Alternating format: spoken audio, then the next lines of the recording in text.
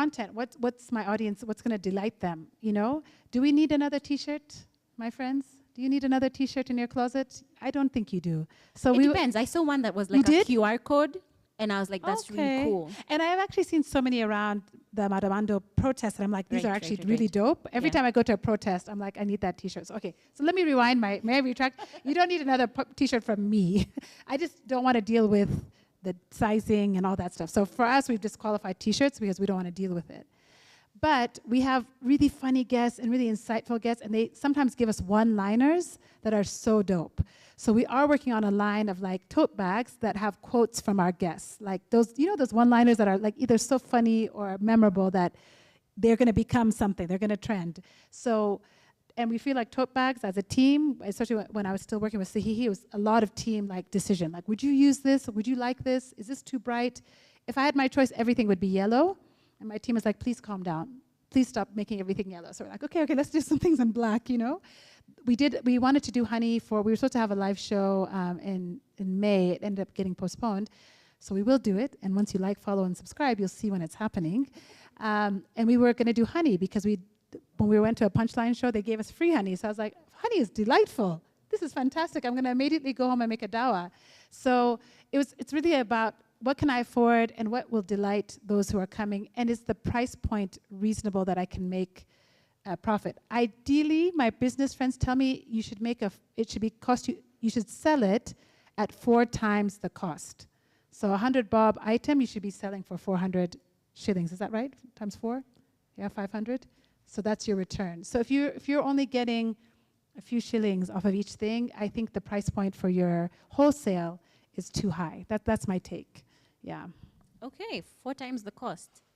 So I have approached an advertiser. I've gotten the details. What are the metrics that are important for my reporting after? So I got the right person. We agree on this is what we're about. What are the metrics that you use to consider whether or not the monetization was successful? In a partnership, I like the brand or the partner to also define for me what the metric is that they want. Is it frequency? Is it likes? Is it engagement? Is it reach? Is it interactions? We recently asked for a scope of work from a potential partner, and they were like, oh, your pitch deck is our scope of work. We were like, okay, well, fine, then that will be our scope of work, and we've defined it for ourselves.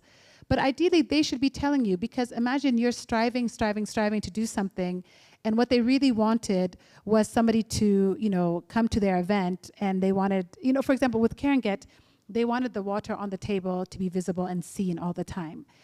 But it was plastic bottles, so we were like, can we do it in a glass? Can we pour it out? They're like, no, we want the bottle there, and we want the water to kind of reduce as the show goes on. So it looks like you've been consuming it. We don't want that full bottle there as if it's a prop. It needs to look like you've been consuming it. So then we're like, okay, well, what's the metric then? Is the metric then it's simply on the show? And it was. They just wanted it to be visible. It wasn't that we had 1,000 people comment on that reel where we're drinking the water. They wanted brand placement, and they wanted something called brand uplift. They wanted their brand to benefit from the reputation of our guests on the show and to be lifted by that. So that episode in particular, we had the cast of Twende. Did you guys see Twende on Showmax? Okay, another no. Oh, hiya. Okay, it's okay. Maybe they're shy. I think maybe they're whispering their yeses. Yes, it's okay. Thank you for being here, actually. You guys are the MVPs to show up on a Wednesday night. But we had the cast of Twende, and they wanted the value that being with this cast of really positive people on a brand like Showmax would give to Caringet. That's what they're looking for. However, we as a team value reporting back to our partners. We want them to know we are professionals. We're not just going to take your money and disappear, or not answer your phone calls, or not answer your emails. If we tell you we're going to have a report on 30 days post, we are. So for the Johnny Walker partnership, 30 days after the content airs, I report to them interactions, likes, shares, saves, views, comments. Did I forget anything? Basically everything that Instagram and YouTube tells me. I'm not trying to make my life harder by finding some other metric that I'm going to have to bother Angela and ask her to write me a whole new algorithm. I report on what my platforms tell me, what AfriPods will tell me, what Instagram will tell me, what YouTube will tell me. I put it in a nice chart. It's very clear. They can see the growth over time, and they get it every 30 days. At the end of the partnership, we had an 8-episode deal with them. So next week, hopefully, we're going to meet with them to give the summary report. And that will have the aggregate of all of the 8 episodes, how there was growth, where were the challenges. We're very transparent.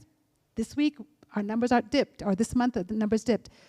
We do not cook our numbers. We do not hide it. Again, I have 770. Who can remember? 770? Thank you. Get a prize. 776 followers on YouTube. So my numbers are out there also publicly. And by the way, brands will put trackers on your URL to see if you're telling the truth anyways.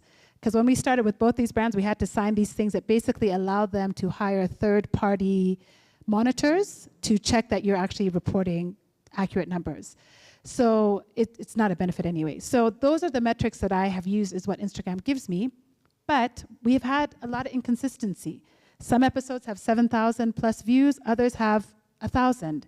So we are also writing a narrative report that couches what we feel the show has done.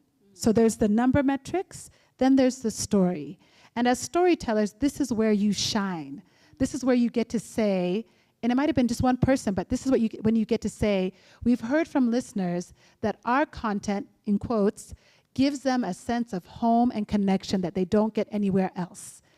Only one person told me that. But is that going into my report? 100% it's going into my report because it's true and it's factual and allows me to tell a story that now extends the impact that the numbers are showing, but also the numbers don't tell everything.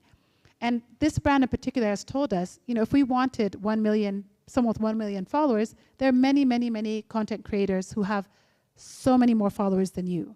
What you're giving us is, number one, you're talking to a demographic that many people are not, women who are well over 40, into their 50s and 60s. Nobody's talking to us. It's all Gen Z, meh, meh, meh. Just kidding. We love you guys. Is this the thing? Yes, okay. This one. No. Oh, God. This one. One hand. One hand? Exactly. Just this? No. This. Look at the finger. It's okay. We'll practice later. Anyway, love you. So, nobody's talking to our demographic, right? So that's what and then they wanted people who had a bit of a diaspora feel to them.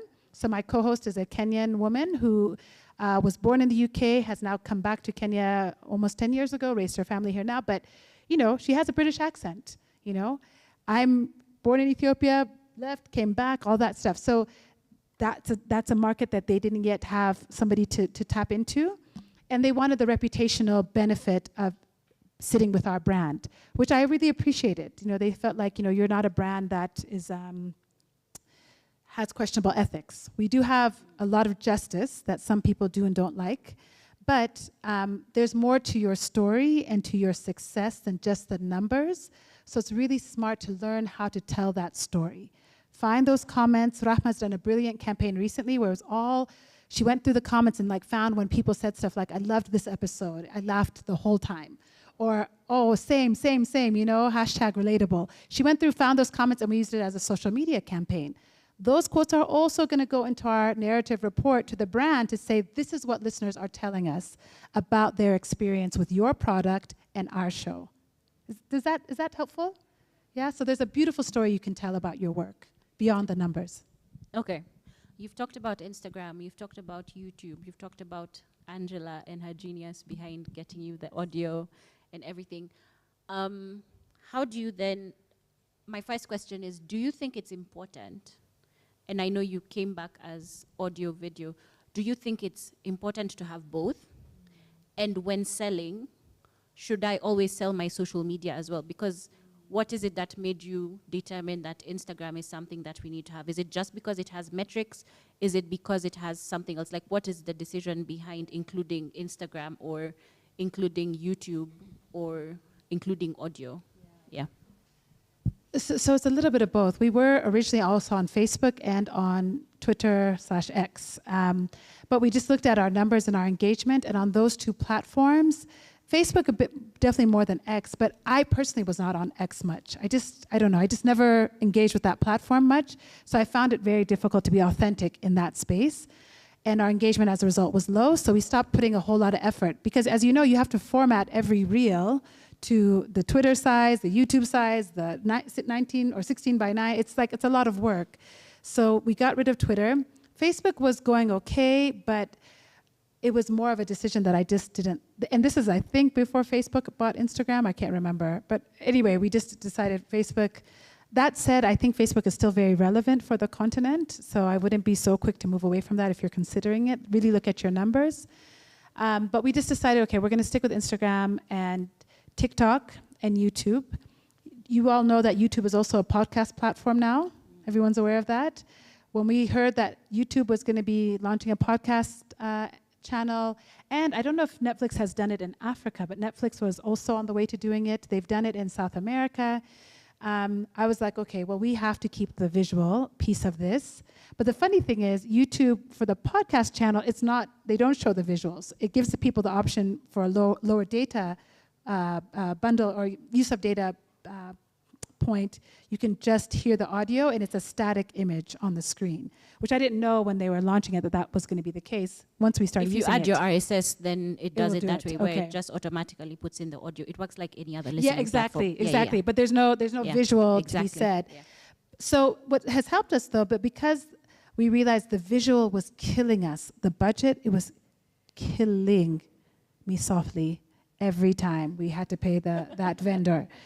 So we just said, you know what, we're going to go to a cheaper way of producing this. So we're not going to go for the beautiful, beautiful, like Oprah level thing. We're like going to go for what we can afford. And it was good enough. I am not very tech savvy. There's so many ways now. If you just know and you're patient, you can set up your phone on a tripod. Is that how you do it, actually? You do on Riverside, We actually do Riverside, You do Riverside, yeah. We struggled with Riverside. I don't know if it was me. We did Riverside, we did Zoom. Okay. I mean, because it's easy, it's cheaper. We've done that a lot too, because a lot of my guests are not in Kenya for Salam and Hello. So we've done a lot on virtually, which was always cheaper. But then when people were in Nairobi, we just went to a couple of different studios. So the people who have production studios, I want to meet you because we're still reconsidering, okay, how can we do this most efficiently? So I think the visual has value. I think people still really like it. They still want the socials. They want that interaction. And in terms of selling the socials, I think that was the other thing, right? Like where to place the brands. Is it important in monetization to offer every single offering? Oh, I see. You know, I don't think I know yet. I don't think I've had the experience yet where someone wants to have a mid-ad reel or a pre-ad, not reel, ad. What's it called? Pre-roll. Pre-roll, thank you. Pre-roll, mid-roll, post-roll. We were pitching that originally. Originally we were saying, and sending like our rate card was like pre-ad, post-ad, like that's what we were selling to people. Nobody was biting off of that. Everybody wanted the social media. So maybe that's why I don't have, I shouldn't say everybody, but the partners we did get wanted the social media piece. I would love it if we could get the other kind, to be honest with you. To me, that is a better model, because what we found that, I don't know if others have the same experience, brands will say that they don't want to interfere, you just put our bottle on the table. But we have found that there are times where they do interfere, where they're like, can you talk a little bit more about your kids next time? Or can you say a little? And I'm like, no, we have to retain creative control of our product. Do not give up creative control, or else then you're just an influencer, which is fine. If you want to influence. But just know that you have to teach the brands that that's not who I am. I have already created brilliant content. I've created amazing conversations. You're going to be better after listening to Friday Fresh or Crime KE, you know? Or that was a beautiful title. Yours is Promise Me 20. Love that name. Brilliant. You're going to be better after engaging with my content, so trust the process is basically what you need to tell them, because otherwise they will be like, oh, can you mention it? And I'm like, no. If you want to do a mid-roll ad, then I can say, you know, every week I go to, you know, AfriPods, and that's where I get I can do that. But that's very different than you talking about my kids more during an episode, which I've been asked to do. And my kids have specifically said, please don't talk about us too much, you know? So then it's a value question, which I'm not willing to compromise. Is that helpful? Is that helpful? Yeah, it is. You talked about your podcast being guests, you interview people. When you have carrying it on the table and it needs to go down, what's the conversation you're having with your guest Do you have to have a conversation? And do you then have to take your guest into consideration when you're putting a brand? So say I'm an influencer and I am... Thank you. I was going to be like, what's the other water? Quencher, But if I'm like Quencher or Aquamist and you're carrying it and you're having me as a guest, is that a consideration you have to make? And how do I then talk to the brand and be like, oh, this episode, even though it's in our 8, that kind of thing? I just want to say, I'm feeling so validated because when you asked me a question, I was so nervous. I was so nervous before I came. I'm like, I'm not going to know what to say, but I actually have answers. I'm so happy with I wouldn't do that to you. You really? wouldn't do that. You did tell me a question ahead of time, but so this goes back to like the standard operating procedures for the live events. We have a waiver that every guest has to sign, a release form, not a waiver, a release form. Are you guys using release forms? Yes. Please protect yourselves. Is that Kevin? Wow, Kevin, we heard you. Please use release forms. Again, I'm happy to share with you what we use. I'm happy to send it to you. We try to make it very short and clear so that our guests are not confused by a lot of text. But essentially, it's saying we own the conversation, your identity, your name, your product. We had Wanuri Kahihu on, who's a film director, Rafiki, and Look Both Ways, all those things. And she paused when she saw that, and she's like, I need to actually read this very closely. She wanted to make some suggestions, and she's like, actually, I don't release this part. And we were like, fine. We made an amendment. But that release form actually captures all of that. So we may have brand placements. We may package these 10 episodes and sell them to Netflix. We may reshare this, in Ghana, wherever. I don't know. We're already in Ghana, but you know what I'm saying. So that release form captures all of that language to allow us to do whatever we need to do to continue to build our business. So if you don't have a release form, please use one. Okay, contracts. What are the things I need to look for as a podcaster, as a creative? Because a lot of times we don't have, I'm not a lawyer. I don't know, like you said, we have to read through contracts and we don't know what it is. What are the things based on your experience working with brands, that podcasters need to look out for in being able to maintain like creative control and being able to do things like that, or being able to say, no, I will not speak about my children, even though I've signed a paper? What is it that I need to consider to ensure that I have that? One of the wonderful things about 2024 is, as much as AI is a threat in some ways, there's so many great tools now where you can like upload a contract and be like, tell me potential threats to my IP in this, and it'll spit out paragraph 7, verse 3 or whatever. So definitely read all the fine print. One of the things that I always look for is payment schedules when I deliver the product and when I'm getting paid. Because let me tell you, I found the experience is everything from 2 weeks to 90 days. And when you've already paid for all the lights and the camera and your da-da-da-da, and it's going to be 90 days before you recoup any cost, that's very painful if you have not planned for it and if you were not aware. Because even though you've delivered the product, it's going to be 90 days. So look at that fine print, look at the delivery schedule so that you make sure you're protecting yourself financially, and that you can take the risk on this investment, this partnership. Or perhaps it's a post-delivery schedule where you create the content, edit it, and then deliver it, and it's upon payment. You can negotiate those things sometimes. Sometimes you can't because it's a very bureaucratic measure.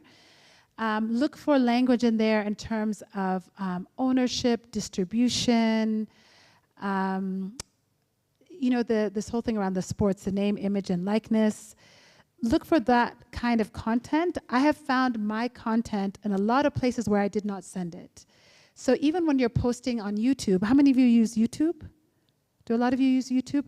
So when you're in YouTube, there is a place where you can say, like, you allow it to cut this up into segments. There's that segment thing. It's a little tick, little bubble. Or allow people to, there's a couple other questions in there. Make sure you're comfortable with all that, because I have found like a minute clip of my content on somebody else's show. I have found a minute more of my content in somebody else's podcast. I am okay with that because I tick that and I realize it's there, but if you're not aware of that, then you might feel very much upset about it, and it can be very disorienting. With brands, really protect where you can distribute, how they use your name. One of our partners, we know that in their annual reports, they're putting our pictures, our assets, so we do not give them any asset that we are not comfortable with them using anywhere. Is that helpful? Like, do not give them a single picture of you unless you're comfortable with that picture being used on the cover of a journal, on the back of a matatu, whatever it is. Just know once you've given them an asset, it's theirs. So be careful about what you give them, and then look for the language in those contracts that says, especially around distribution. I think that's really important. Okay, so the revolution. We have to talk about it. So how do we go into monetization in a situation like what's happening right now in Kenya? It's not something you can ignore, but then a lot of things are still happening in the background where it's like, I still want to do my podcast, I still want to make money from it, I want to be relevant. What's the approach that you then have as a podcaster in that space where you want to be considerate because of who your audience is, but then at the same time, you're still not running a business, but running a business. You know, the podcast, we like to say, think of your podcast as a business or as a company or a brand. So how do you go about working around being a podcaster and being considerate in this situation? We have had a really mixed journey with this, and I'll just use personal examples. So we did an interview with a guest in 2023, early 2023, who mentioned Palestine and just said kind of a couple things around, it's, you know, we know it's an apartheid state, Palestine must be free, a few other things. Immediately after that interview, Rahma and I said, what are we going to do? Are we going to air this? Because we know this is before October 7th, but we know talking about Palestine is going to be, it could put off partners on the one hand. On the other hand, our pillars are joy and justice. And we believe that joy and justice are inextricably related and cannot be separated. There is no joy without justice, and there is no justice, or there's so much joy in justice. So we actually ended up not airing that episode, primarily because there was also some other content in there we weren't sure about, but we decided not to air it. And it was we took it to a couple of friends and said, what do you think? What are the risks? And it was a couple of friends a little bit even closer to the Palestine issue that were like, if you do this, you have to be very comfortable with being canceled completely and putting off before you ever start. Because I had no partners at that time. So we didn't air it. October 7th happened, and we felt like this is who we are. We are justice people. We've been talking ad nauseum about justice on this show and how Africans are the solutions to their own problems, that we don't need anyone to come save us, and we have been on the other side. And then on top of that, it's so clear, the issue was so clear to us, what was right and what was wrong. So we did an episode about Palestine and about Sudan and a couple other, but we talked very clearly, there was very clear language in that episode. This was before we had any partners. But we did it because it aligned with our values. So it goes back to what I said earlier. First of all, know your values. Am I okay with alcohol brands? Am I okay with, multinational, companies who are billionaires? Am I comfortable? We're probably all okay with billionaires, actually, so that's easy. But am I comfortable with, a brand like Coca-Cola? Are they leaching water from, Kenya's natural resources? Am I okay with this? Just know your values. So we went into that knowing our values. And then it was 2 months later, actually, that we got the Care and Get deal. I don't think they're related or not related, but it's very easy to see who we are when we are on our socials. With the revolution that's been happening, as an Ethiopian immigrant here, I felt like I had to bear witness to this platform. And I was really grateful that I didn't have to figure all this out without people around me, like Rahma and even our audio engineer. We would have conversations like, how do we show up right now legitimately, So if the brand has a delivery schedule, contractually, you're usually bound by that schedule to deliver a product. But you're still a human being, and nothing prevents you from having a conversation with them to say, this is a historic moment. We feel it's important to bear witness, and we'd like to delay the delivery of this episode by a week to give space and time to amplify other messages, which is what we did. We delayed putting an episode out, and we used our platform to just reshare content from Defenders KE or the Law Society of Kenya or Boniface Mwangi. We just were like, who can we amplify in this moment? And I think it's, to be honest with you, all the things around October 7th and even the previous episode that we didn't air helped us to come to a point where we knew who we were. It wasn't a confusion about should we or should we not. The money doesn't matter when human lives are at stake. And I truly mean that. That said, I have the privilege of having another job that allows me the space to forego income from my podcast. If you don't have that luxury, that privilege, then it means it's time to have a conversation with your partner to say, this is an important time for us to bear witness, to amplify, to walk alongside those who are risking everything for a better Kenya for all of us. In addition to that, what we did was also look for what content we had, though, because then we thought, okay, but should we still be creating content for our audience who's looking to us as the Justice and Joy people for some content? Like, what are you guys saying about this moment too, right? So we're amplifying. Then we went back to previous episodes and we just cut out. We had all this content around. We had 2 episodes on Gen Z and who they are. We had an episode around Gaza and Sudan and actually the debt crisis itself we'd had a conversation around. We'd had conversations with indigenous educators around young people and revolution and all that. So we went through, I think, about 6 or 7 episodes. We got really great content from that, and we started resharing that. And then we got messages from people saying, thank you for doing your part. Like, we know you're not Kenyan, but this is home, and thank you for just doing your part. And that meant a lot to us as a team, to feel validated on the one hand, but on the second hand, feeling like this is who we are and this is who we wanted to be, and we are who we say we are. So check yourselves, I guess I would say, in these moments of revolution. Are you who you say you are? And if your brand is around like true crime or others, I'm curious, like, how are you navigating it? Because are you pivoting to talk about the crime related to the revolution? Are you just sticking to your content because you know people are also tired when they get home? They've been protesting all day, or their work has been interrupted, or they've had the kids at home because school was postponed again. Maybe they need your podcast to just relax. You know what I mean? So check who you are. What is it you're serving? But we are the Joy and Justice podcast. So we were like, we have to keep delivering joy and justice, but we're going to modify it a bit so it bears witness to this moment. Excellent. So I have 2 more questions for you. Are you bored? Are you guys okay? We're together? Okay. I feel like Kenyans would have walked out if they were bored. I'm just saying. I'm for real scared of you guys in a new way. You're wasting my time. I'm out. I'm scared in a new way. 2 more questions. The reason I'm saying this is because I'm going to give you an opportunity to ask questions. I say this every time. I love my people. I love you guys. Kenyans, you're the best. Mine is a comment. It's not the time. Say it with me. It's not there. Thank you. I actually want questions. If you have a comment, keep it. After we're done, you can give it to Lily. Direct. Inject. Yes, we do what? Thank you. So, 2 more questions. My second to last question is, if you could give me a step-by-step guide to a rate card, what do you think it would be? Like, if you're like, make sure your name, what are the things you think, based on your experience, are important to have in a rate card? So ask questions. If somebody is doing what you want to do, whether that's moderating panels or speaking, DM them, ask them, can I buy you a coffee and we talk about it? Or can you tell me a bit more about your work? Or better yet, go on their platforms. They probably have that publicly available. So when I was first starting out, that's what I did. I went to people's websites who were doing stuff that I'm doing. June Gashui is one.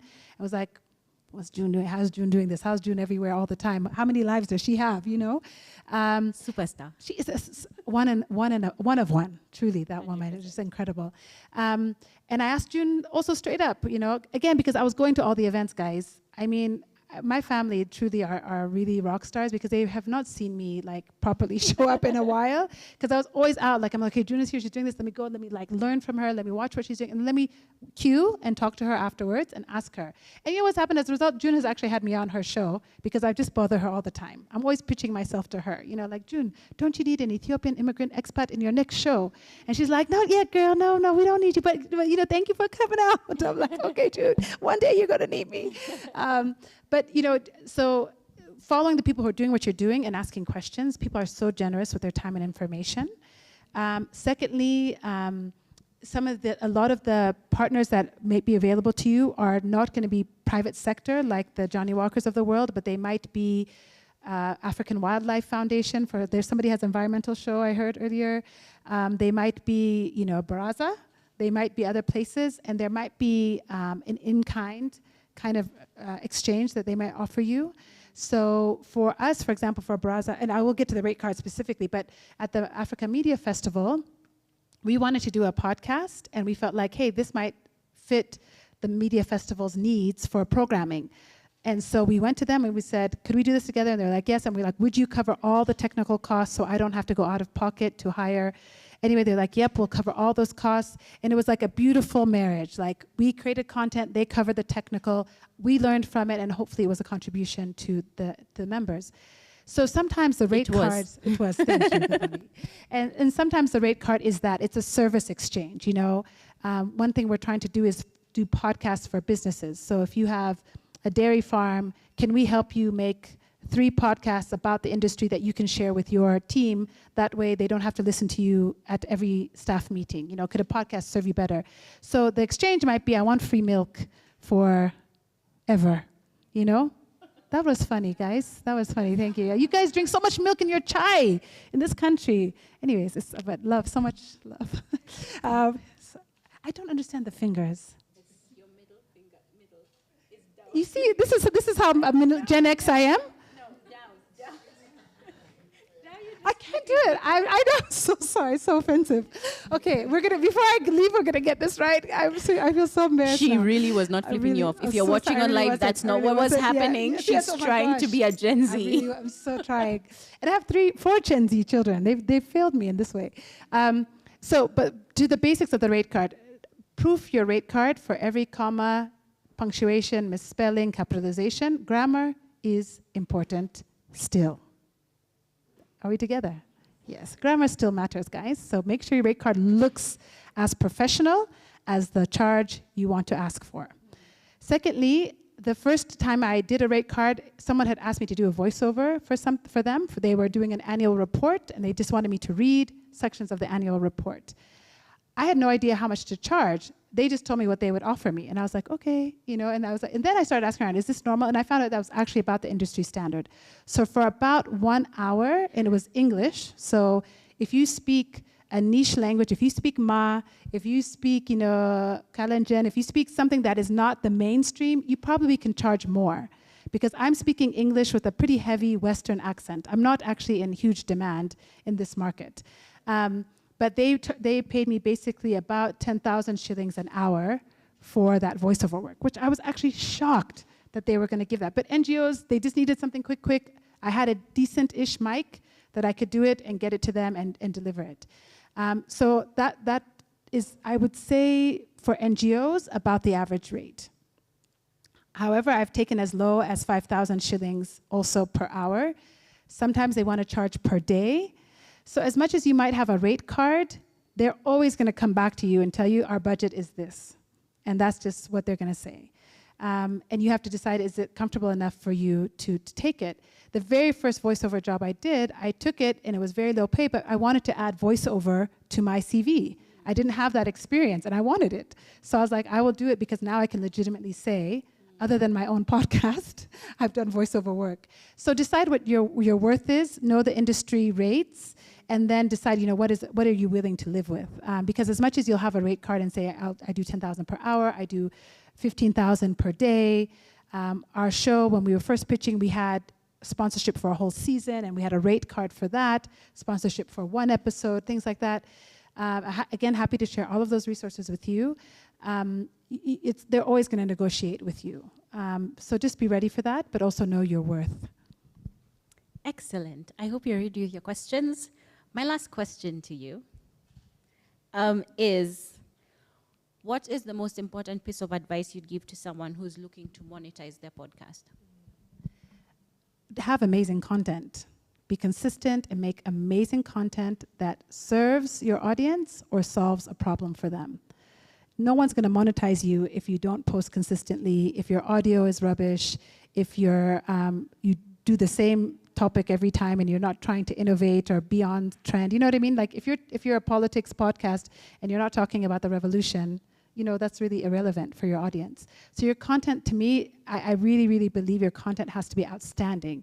And quite frankly, it's because we know our content is outstanding that I have no problem going to Coca-Cola and being like, give me your money. Because I know what I'm doing. I know, even if I only have 770 6 followers on YouTube. I know that it's just a matter of time. I don't have that many gifts, guys. No need to answer now. That's true. We're out of gifts at this point. I don't have anything left. But I know that our content is awesome. I know how much time, blood, sweat, and tears, Rahma and I, and the Becky, Joki, others who have helped us launch off, put into our content. We know how much thought we put in. I mean, we do not take it lightly that someone gives us 15 minutes of their time, and you shouldn't either. Like, respect your audience, respect your listeners, show up 1,000% every time. I think that kind of consistency and value for your audiences will then create the best monetization opportunities.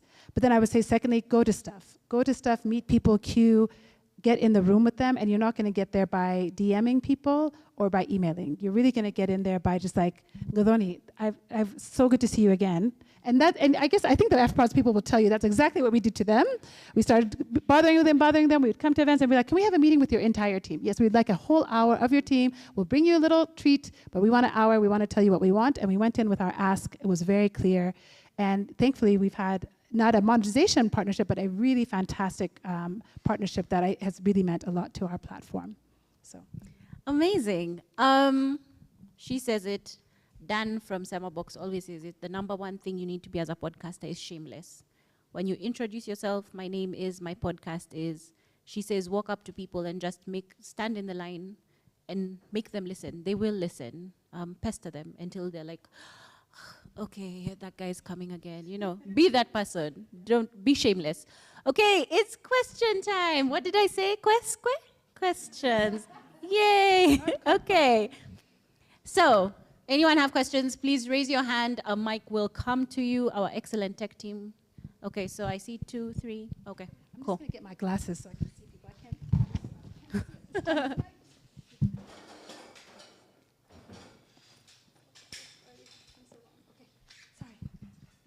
No, it's fine. You can be asking the question as she picks what she's getting. If the green light is on, you're good.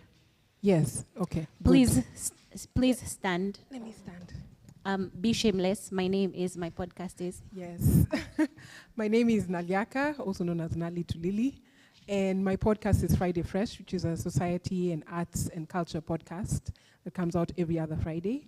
So I have one question for Lily. You mentioned something called the pre-roll advert. So I just wanted to know what are the different segments or types of product placement or advertising for podcasts?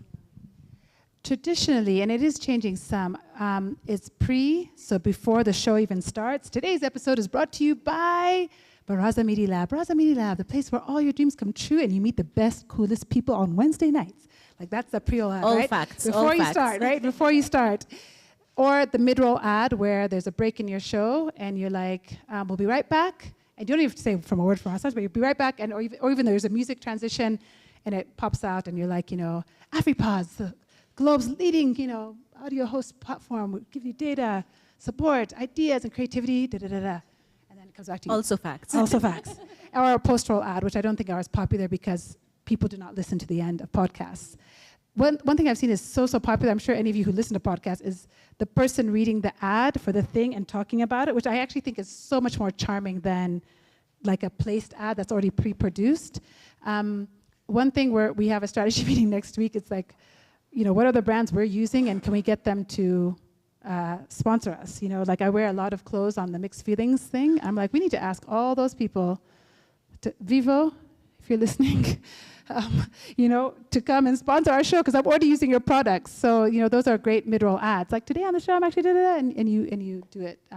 It's a very natural thing. So does that answer your question, Naliaka? Let me give you your full name. Yes. If you have YouTube, you can also do whether it's product placement, you can have it on the screen as well. Certain things like that you can do. Make sure if you're reading the ad, it's more expensive to have your voice on it than it is to just place it, so considerations like that as well. And depending on where it is in the show, also determines how much so the pre-roll would be a lot more expensive than the mid-roll versus the post-roll.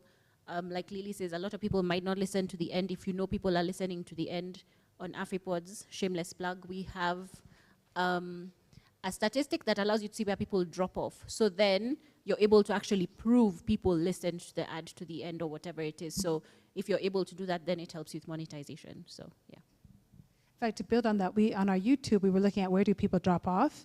Some people drop off at the 18-minute, 25-minute. A lot of people, our highest drop-off minute, can anyone guess where that minute was? How many? 2 or 5, okay. Anybody else guess? So how about the gentleman? I see some representatives of the other gender there. Anyone else want to guess there, fellas? They're quiet. No, I used to teach school, so I'm actually very comfortable with discomfort. I'm just waiting for the response. Anyway, so 6 minutes was our highest, 6 minutes and 19 seconds. It's the place where most people drop off. Not that everybody, but the highest percentage. I can't remember what it was, maybe 20-ish% people drop off there. A lot of people, 80% keep going, but that was our highest. So we were like, we got to get in all the big stuff, like the like, the follow, the subscribe, in that before that 6 minutes.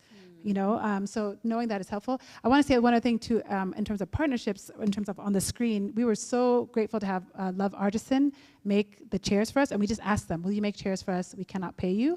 And they said yes. And so in exchange, we just have, you know, Habibi chairs, courtesy of Love Artisan, on the bottom of our screen, I think every episode at like the 2-minute, 5-minute, 9-minute, 12-minute mark. So also make it worth it for your partners. If they are going to do it for you, get the logo they want you to share and make sure you do it throughout so that they're getting that value, because it's, yeah, encourages them to help others. Exactly. Next question.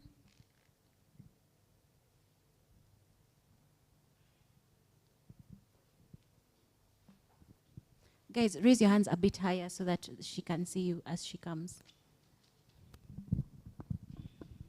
Good evening, ladies and gentlemen. My name is Philip Mwoki.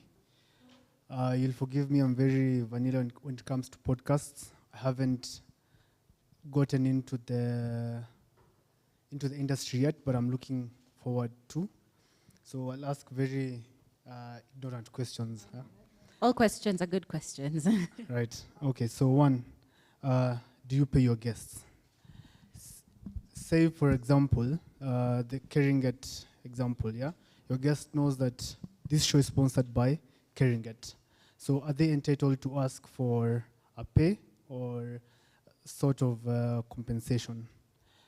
2, say for example, you are curating a podcast specifically for Keringet and you're like the producer or something. Are you entitled to ask for rights for that particular podcast in terms of say a percentage of whatever the podcast makes, or in whatever form of royalties? Back to my previous question about paying the guests, if do you include a clause somewhere in the release form that you talked about that lets them know that the show is sponsored by this and this, and just technically that? Yeah. Those are brilliant questions, not at all ignorant, and I'm sure Gadoni has some thoughts too. We do not pay our guests. We do give them a gift. We have merchandise, which somebody will win today, like a mug that we give them, and we write them a card, and we were very heartfelt about it. When they come to set, we have tea and coffee and usually some food for them as well, and transport. We make sure we cover their transport. Those are the 3 things we do, but we do tell them up front as well. I will say I don't think we've ever had an issue, instance where anyone ever had an issue with that. They didn't expect compensation. We have thought many times about, can we sustain this? Because it's a lot of work to find guests, book them, get them there. It's a lot of like a hand-holding. But I'm trying to think if anyone's ever asked us to be paid or like an honorarium. I don't think so. What we also do though is if they have any products that they have done. So we've had like Gado, you know Gado, the setterist? You know Gado? Okay, thank God. Then at me, I'm just like, I'm done.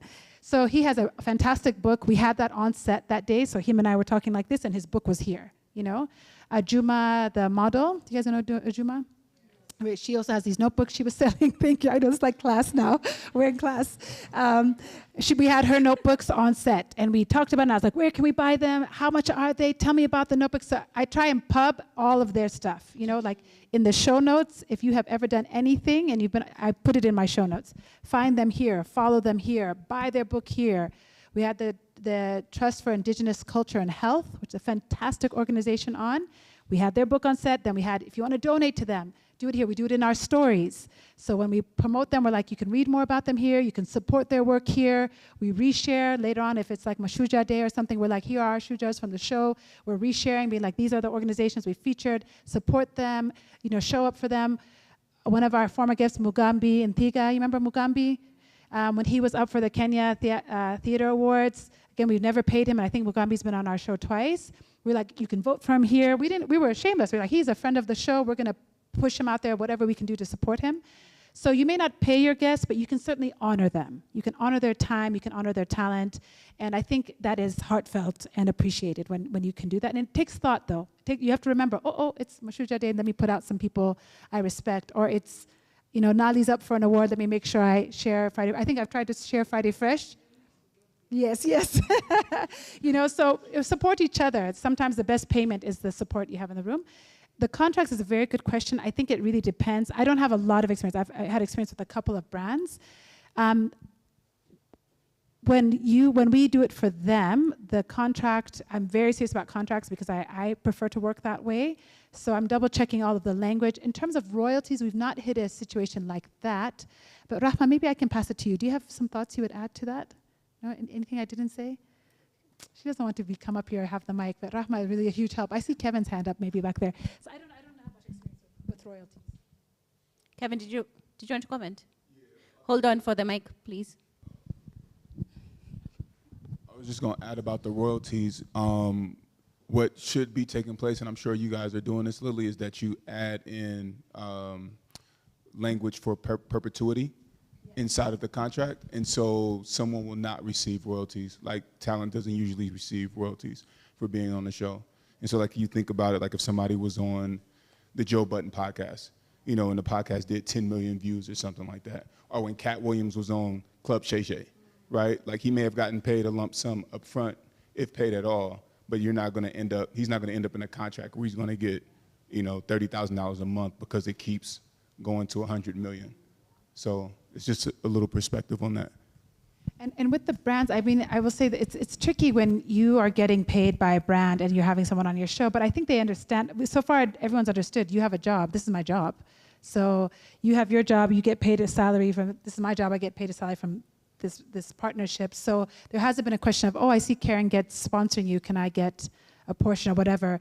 And we haven't yet run into an instance where they're like, I can't align my values with this brand, so I can't be on your show. We've gotten plenty of no's, we just won't be on your show, but not because of a brand or a partnership.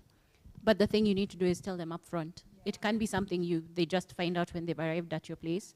They need to be able to know this is what's happening, we're not paying. All of that needs to be established before, so that then they're not saying yes to something with an expectation that is not being met in the long run. On the IP, if the brand is coming to you or you're creating for them, you need to consider what your IP is. So the podcast is yours, it remains yours. And I think that's where Lily was talking about earlier. Determine what it is you're able to move around or change for them, but it remains yours. Because the thing you need to consider is you're the brand and they're coming to you to access your audience. So act like Coca-Cola would. Would Coca-Cola change its stripes for anybody? No, you're Coca-Cola. Why change your stripes? Maybe say no to that money, It might be hard at the beginning, but not all money is good money. Any other, Kevin, you want to add something? Okay. Sorry, I just would say that for the prospective podcasters in here, and I'm sure, again, Lily and you guys do this as well on your podcast, Kathoni, your language, when like your introductory email or your first email that you send out, you can put that in small print that, this podcast is occasionally sponsored by particular brands, et cetera, et cetera.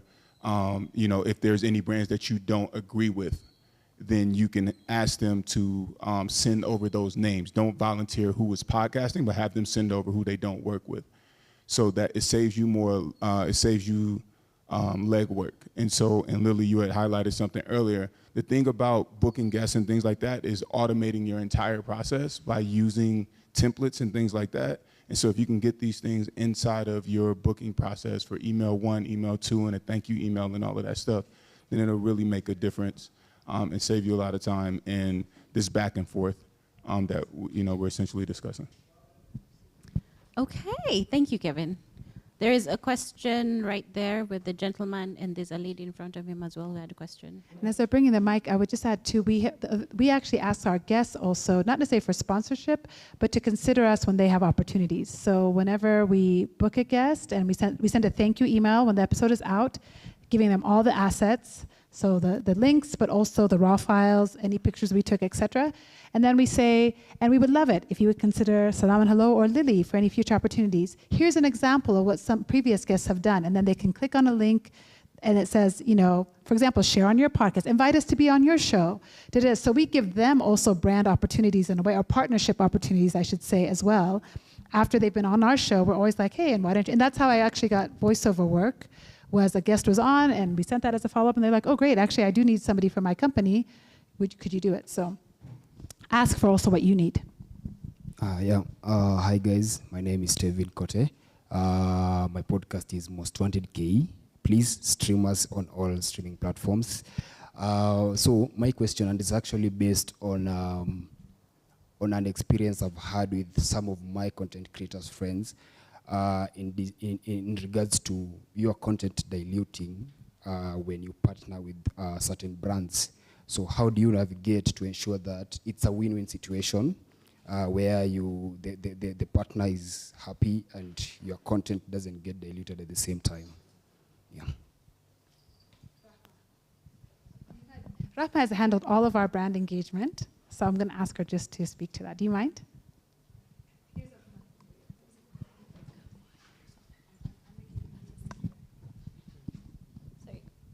Just repeat that, the last part again. How do you make sure that your partner is happy and... Yeah, how do you ensure it's a win-win situation? So your content doesn't get diluted, your initial idea, but at the same time, you also get paid. Yeah, I think Lily touched on this a bit earlier. The one thing that we try to make sure is that we maintain creative control of all of our content. So, like Lily mentioned, we've had certain situations where somebody will come in and say, we want you to talk about this a bit more, or we want you to kind of touch on this a bit more. And initially, I want to say we have had situations where we were trying to accommodate the brand, and then you watch back the episode and you're... Put the mic closer. Sorry. You watch back the episode and it doesn't feel as organic, it doesn't feel as witty or charming as the content usually is. So we've had to kind of step back and say, you know what, we will make sure that the messaging comes across, but we will do it in our own way. So ensuring that you always maintain creative control is a key thing, and also just communicating that to the brand consistently, right? So even articulating that when we do it in this way, then it means that your audience is very smart. So they can tell when you're trying to sell them something, right? So you always have to, even communicating to the brand that our audience is aware that this is a partnership with your brand. So even with us interacting with the brand, engaging with it, is enough for them to kind of, it's the cosign you're looking for, right? So just honor your audience, understand what they need from you, and put that before everything else. Making sure that you are respecting what they want from you. Yeah. I would say that's the one thing that you need to make sure that you communicate consistently, and in the end, it becomes very evident to the brand as well. Yeah. Okay, thank you, Rahma. Yeah, there's someone who had a question right here. Good evening, everyone. My name is Linda. I'm not a podcaster, but I'm a lawyer by profession, and I really enjoy listening to podcasts. So my question is, let's say someone wanted to start a podcast. What are the practical steps that you went through to be able to be here where you are today? Like, I know, for example, AfriPods hosts podcasts and all that. Are there any other platforms, or like what are the practical steps? Probably there's so many answers in this room, so probably the best teachers are all around us. I'll just say so actually I didn't start on AfriPods. I always distributed through them, but I didn't start with them at hosting. I was on another platform called Libsyn, which was expensive actually. Do I pay anything for AfriPods? AfriPods are free, right? AfriPods is #free. So, so that was a very easy switch to do. And I think one of the most practical steps is to budget it out. What is this going to cost me? Do I have equipment? The phones these days are so good, it's crazy. Even the earbuds are so good, they can use as mics. So like, what are my budget? What are my barriers? My mentor always says to me, always asking me, what is the problem you're trying to solve? He says, we're at peak content creation. We literally do not need another podcast, reality show, entertainment of any sort, nothing. So if you're going to create something, what is the problem you're trying to solve? Is it for 16-year-old, climate activists? Is it for 20-year-old urban Kenyan women? Like, who are you solving it for, and what is the problem you're solving? I think people in the business world call that product market fit. So those two things, let me keep it simple. Budgeting out what you have, figuring out what do I have already and what do I need to get to make this happen. So Libsyn costs money, AfriPods is free, and they're committed to the continent and the promotion of our people. Easy, right? Works in the budget. Then secondly, what's the problem I'm trying to solve and for whom? We are always asking ourselves that question. We just talked about it today, Are we solving a problem? Are we helping anybody? Does it matter what we're doing, Hopefully, I would be curious to hear why other people started, because for me, it really was, I grew up in the US from a young age. I never heard anybody talking about Ethiopia positively. It was during the 85 famine. It was all I heard my whole life was terrible things about my country from other people. It wasn't what I knew to be true, but I didn't have a single book, movie, entertainment of any sort that would reinforce my culture. So that's really stayed with me. It shaped who I am, and that's why I make my podcast, is because I feel like we don't need anybody to rescue us. We have all the brilliance we need, and let me tell you how brilliant we are. And so that's part of the problem I'm trying to solve for people like me who might need those reminders. So those two things, a budget and very clear principles. For me, when I was starting, we went as deep. We're not solving a problem. It's me and my sisters, we're just having fun. I think the thing that people relate to is that we are sisters, and it's the relationship, because not a lot of people, one, are friends with their siblings. I'm sorry for you, actually, if that's you, but like there's some people who just don't like their siblings. So there's that. And then what happens is once they come in, they buy into certain things about me or my sisters. So sometimes we'll meet someone who's like, oh my God, I'm exactly like you, or my sister is exactly like you, and it's so gross, or ugh, my brother and you are the same, that kind of thing. And I think that's where you relate. So in what Lily is saying, it's genuinely, are you trying to solve a problem? But it doesn't have to be a very deep problem. Lily's is deep and it's excellent. You're right, actually. With one, she's just... Does it still say Manenos? Okay. Sure, they do. But like in one, like it's genuinely, what is it that you want to do? The other thing is, I'd say, think of longevity. Are you able to do it forever if you need to? Now, you might not want to, so do you want to do it as a season? I know James Smart does this a lot, where he has like documentary podcasts. It's 8 episodes, it's 9 episodes, it's 10, like Case Number 0, Case Country of Gamblers, that kind of thing. It's like, it's one thing, it's this long, and it's done. So what is it that you're trying to do would also determine how you're doing it. Like Lily says, when it comes to equipment and things like that, I feel like that's not as big a deal as it used to be. Your phone is great. You have the little lapel mics that you can go everywhere with and do things like that. So again, considering that. On hosting platforms, what is it that's important to you would determine what you should do. For us, it's important for us to be free, because we understand that the African continent, not everyone has access to money. Not everyone can afford the $10, $5 a month. Okay, so it's important to us. Do we have distribution? Yes, so you're able to go everywhere. Statistics, you want to make sure you have that. So determine what it is that's important for you in picking your hosting platform. If you saved like Lily did, and there's a hosting platform that costs money that you feel like is the best fit for you, you do that. But you have to determine all of these things, like Lily says, and always, creatives I know don't like doing this, but research what it is that's happening. You have to read, what is it that I want from my podcast? And then, based on what it is you've written as, these are the things I'm trying to get, determine what is it that supports your goals, and then make decisions based on that. Yeah. Any other questions? Okay. Award-winning podcaster. Let's go. Hi, my name is Awiti. I'm an award-winning podcast. Let's go. Yeah, I host a podcast called Unspoken, and it's a podcast on personal and self-development. And I need to say I'm a podcaster from Kisumu, and that's where the problem is. So, I'm a podcaster from Kisumu, and I've been podcasting. I started podcasting in 2020 when I was in campus, when I was in second year.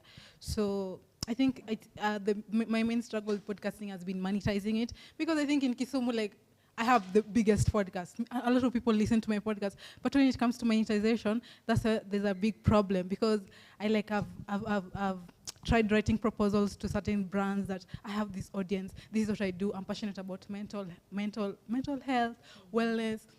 But at the end of the day, most of them, I don't get the reception that I want, and then they end up not even replying to my email. So I don't know what's the best way to approach brands, because I feel like I've tried all the ways.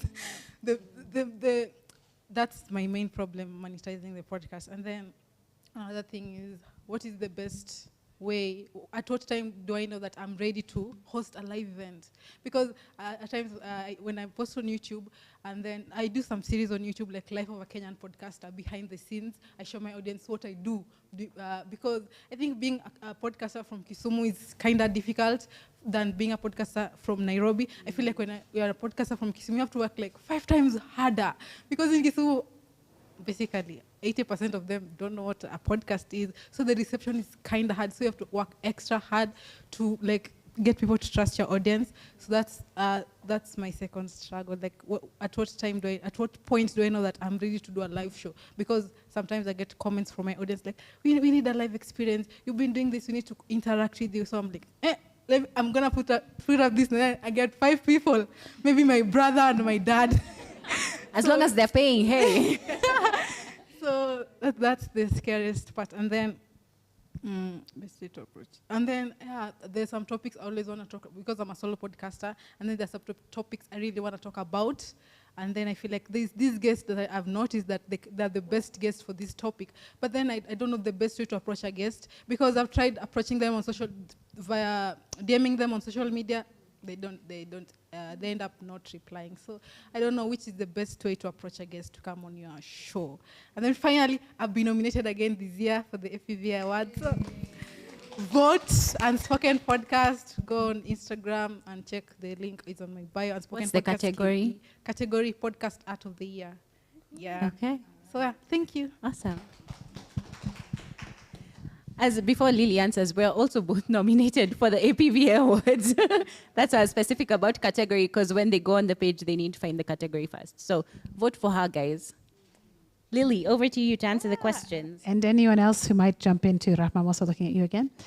So your first question around just being able to get the monetization, like getting in the door, getting your foot in the door. Do you have visuals on your podcast? Is it just audio? Some are visual. Okay. Mostly my solo episodes are just audio, but when I have guests, Okay. And it's on, what, is it on YouTube as well then? Okay. Is it expensive? When you do visual, is it costing you a lot of money? Yeah. Yeah, okay. Actually, yeah. I felt that, yeah, I did too. So I've seen people do the visual piece and offset it. So it's not monetization, but it helps to absorb the cost. My friend Mose Kimathi has a podcast, the DJ Mose podcast. I think he's shifted locations now, but the first 12, 13, 14 were all at Palette Cafe. He just went to a cafe and said, can I film here? So they gave him like a venue to film at. So I'm wondering if in Kisumu, if people are asking for a live activation, but you're not maybe ready to do it, but you do record in person sometimes, maybe you could find a location that's quite, that you frequent anyways, a place that you go to anyways, and approach them maybe for a day that they're not as busy. So if it's a restaurant that's like a Monday or Tuesday, could I record a live, not event, a live interview here? So just test the waters first. Could I do a live interview here with a guest? You know, test out, see, does it work for your audio? Maybe it's too noisy, maybe it's not ideal. But that, because you have such a specific audience and a specific location, that seems to me is one maybe possible first step, is to do an on-site interview with somebody without an audience, see how that goes. If it goes well, then you might have a location. A live event, of the 15 live events I have done, I count also the ones that had 15 people, because it was still a live event, you know? So another place you could potentially do, like schools, I've done some in schools, because schools love having people come in for their kids and they think it's fantastic, and kids are a great audience. Super disrespectful, super talkative, but fantastic energy, you know? They're like excited the whole time you're there. They're missing class, you know, they're so happy you're there. So maybe there are some schools, even maybe your uni. You said you started in campus, isn't it? So maybe your campus would be a place that they're, you know, would be willing to engage with an alumni who, you know, is doing amazing things and would give you maybe a space for free to offset the cost. So I'm kind of answering a few things at once. You're very right. It is very hard to get in the door for monetization. I do not want to make it sound like it is easy. I have had way more no's than I've had yeses. I mean, really, I can count on one hand. I think we've had maybe 4 to 5 partnerships, including like the Love Artisans who gave us furniture. But I would say maybe start asking for the monetization of the places that you already patronize.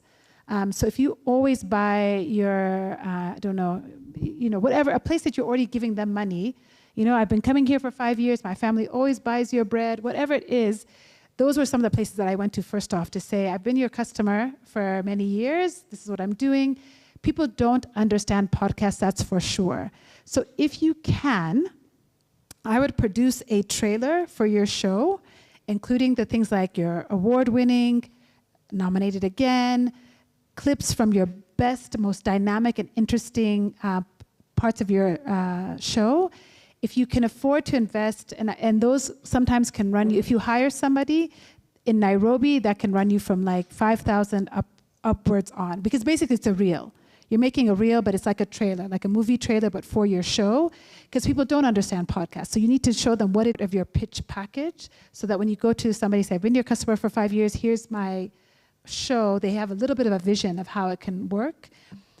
I will say, before we got the Johnny Walker deal, we had to almost do a whole show for them before they gave us even any conversation, because they were like, how will they want to know how their brand would fit. So we had to do a whole pitch deck. Rahma had to be like, this is what we envision. We had to figure out who they were. We were researching their page, their socials, who have they worked with before.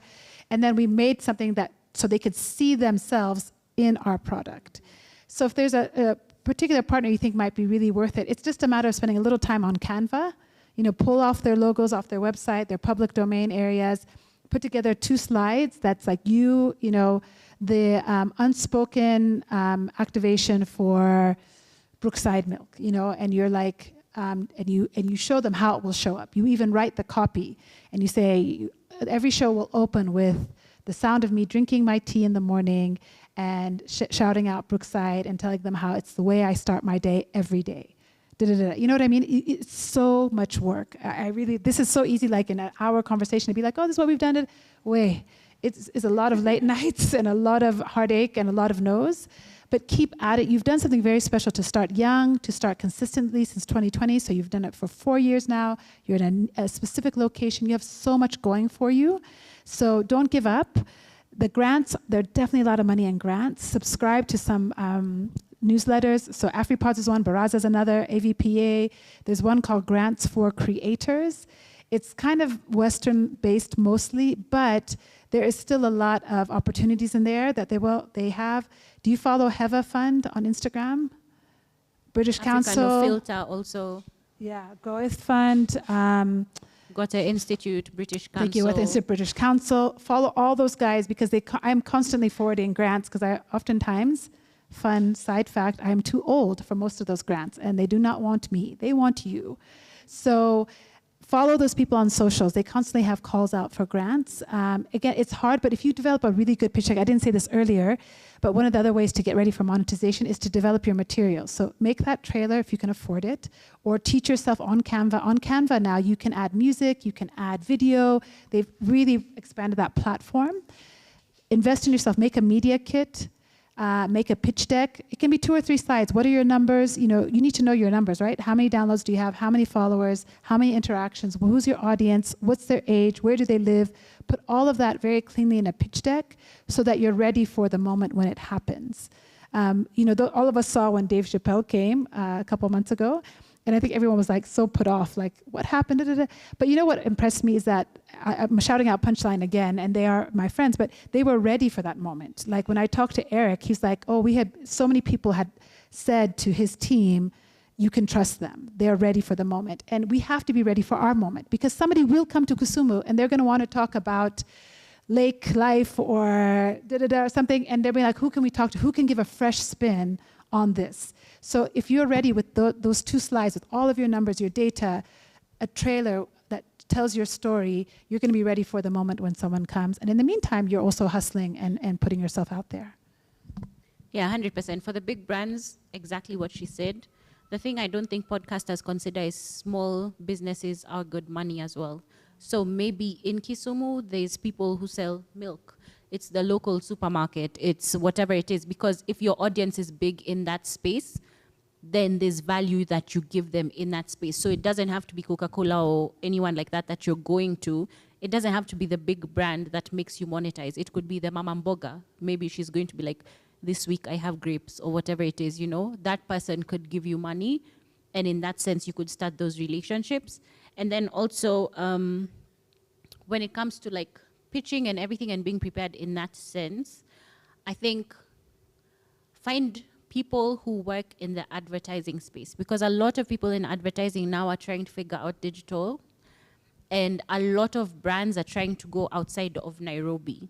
So if you don't approach the brand necessarily, approach the scanners, the Ogilvies, and these people, find people who work in those spaces, find out who are the brands, and do research so that when you are creating the pitch, say if Uber is looking for people, I don't know, outside Nairobi, you're already ready, like Lily's saying, when they come, or you're top of mind for the person who's now working at these companies when they want to find someone, this brand specifically wants a young lady in Kisumu. They're like, I know exactly who it is I need to call. So outside of trying to approach the brands directly, find the people who work with them and approach those people, because I feel like sometimes it's easier to access those people instead of trying to find the marketing manager of Coca-Cola. I mean, Lily might be able to get them because social network, and she might have like 1 degree of separation, but it might be harder for you. So in finding that, find who holds the Coca-Cola account, who is it, who's running it, how do I approach them, and then do it that way. Because a lot of times the email addresses are easy to guess. Like how mine is Gadoni at Afripods. You just put Lily at Afripods, Angie at, like that. So you can do it that way and approach it that way. Any more questions? No? Are we good? Okay, so my people who won awards. Actually, before we give them gifts, we'll give gifts, but I want you to tell us where we can find you. So much, Gadani. Okay, so it's at Salam and Hello, SELAM and Hello, which is HELLO, obviously. But it's on Instagram, TikTok, YouTube.